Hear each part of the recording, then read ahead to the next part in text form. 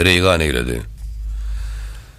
Gaýygamda ediz ömrüm sollurup, şum pelek adam reygan eyledi. Yazan kitaplarım hile allırıp, gözlerim aydınna giryan eyledi. Gapallıkta, düşmanalı daşımız, dargıttı her yana deni duşumuz. 5 ýylda bir kitap eden işimiz, kızıl başlar alıp veyran eyledi. Bir neçemiz, golu bağlı kul bolup, neçeler aydınna sargarıp solup, kimi berip, anın bakasını alıp, her kime bir belli baka eyledi. Şum pelek beyrekim bana bildirdi. Ağlamaktan gül yüzlerim sollurdu. Gol yazma kitabım sile allırdı. Düşmanımız ceyhun derya eyledi.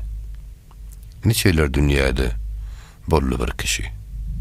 Nişanın ağzının doldurmaz aşı, nişanın matamdan kutulmaz başı. Gece günlü vagıylata eyledi.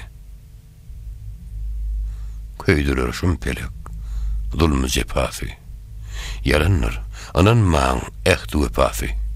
Mağtım mulu yok, bütüdün hatası, pelek elip kaddım, duta eyledi.